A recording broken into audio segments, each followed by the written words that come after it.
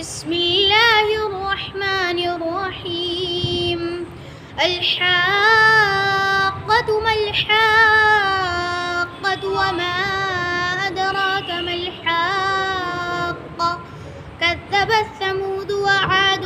بالقارعة فأما ثمود فأهلكوا بالطاغية وأما عاد فأهلكوا بريح